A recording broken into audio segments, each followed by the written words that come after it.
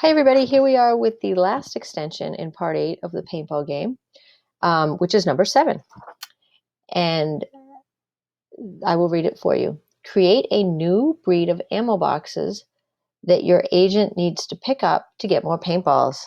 And I'm going to show you one way to do this, and you can make any adjustments or modifications you like to it. In the last video, we limited our paintballs to 20. And when we were done, we can't do anything else. So that makes your game a little boring. The first thing I'm going to do is set my original paintballs to 100. You can pick any number you want, but we always test with a low number, and then we can increase it to something that works better for our game. Still, once I launch my 100 paintballs and color the fish with those paintballs, I'm done. So I want to be able to run around Spaceland or in my terrain, or swim from in my case, and collect boxes of paintballs. So I will need to add a breed. We need a new breed, and I am going to name this one Boxes of Paintballs. Your breed should be named something that makes sense. I could just name it Boxes as well. So Boxes of Paintballs. Now I'll create some in the world. I'm gonna initially start with 5. You can make as many as you want. You can have them scattered around everywhere. You can have them small, large, easy to find, hard to find, up to you. So I am going to create, what did I say, 5 boxes of paintballs, and I'm going to make them cubes. I'm just going to make them boxes.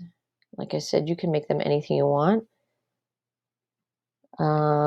I might change my shape later because of my underwater scene, so I make them something more appropriate for that. But right now I'll just do some cubes for boxes.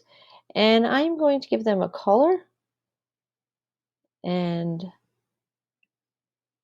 I think I'll make them yellow so I can easily see them. Yellow will stand out with my color scheme, hopefully. And I'll keep them at a size 1. Very important to scatter them because I don't want them all to be on 0, 0. Then I'll just collect them at the beginning and there'll be no reason for them. So I will test it, run code, set up, and I can see my yellow boxes that I could get paintballs from, but I haven't programmed them to get paintballs yet. So now they just sit there, act like scenery, which certainly in your game you can add some scenery to make it more interesting. That could just be part of the looks. Just keep that in mind as you're finishing your game. All right, so now I need to have a collision between my player and my paintball boxes, and I'm going to do that in player. So I will go into detection and say on collision with boxes of paintballs. Now what I need to do is increase my data box by the number that I choose. So I can choose how many paintballs are in each box, and I think I'll put 50 in each box. Next, same thing, very similar to score. I'm going to set my data box, paintball data box, to whatever it is plus 50. So I need to get my plus sign.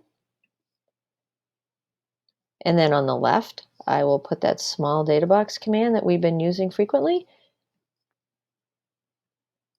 And I will add 50 to it. So now I need to see if it works. There's one more thing we may do in a minute as well. So I have 100 paintballs. I am looking for a paintball box, and I can actually see one over there. I think my engine speed's a little slow too. I may speed that up eventually for my game. Oh, didn't hit it. That's interesting. Didn't hit it. Wait, I am hitting it. Do you guys notice? I was expecting it to go away. I have 1,750 paintballs right now. Every time I touch it and hover over it, I get 50, 50, 50, and 50 more. And I don't want my game to be like that. I want my paintball boxes to disappear. So I do have to program that. So now I'm in the player. I can't just use a delete because I would delete my player. I will delete the box, and the box is actually the Collide, which we have used previously. So I'm going to go into detection and get my Collide and go into agents and get my delete agent.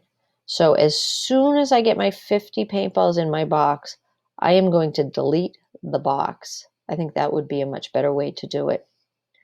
So I will hit setup, try it again. Now I'm back to 100 paintballs because I reset them to 100 at the beginning of each game. All right, that's much better. Now my paintball data boxes disappear.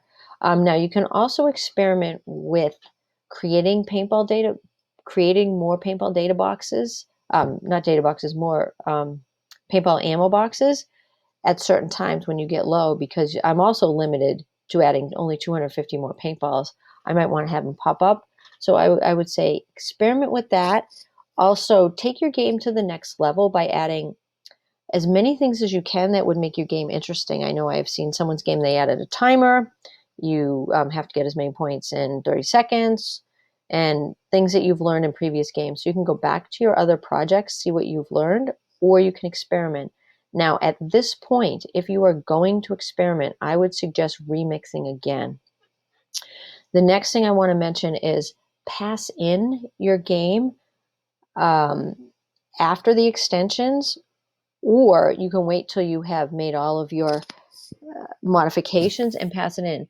If you remix your game, you need to pass it in again. If you don't remix your game because you make some small changes, then the pass in link will stay and whatever changes you make will be saved in our collection of projects. So just keep that in mind.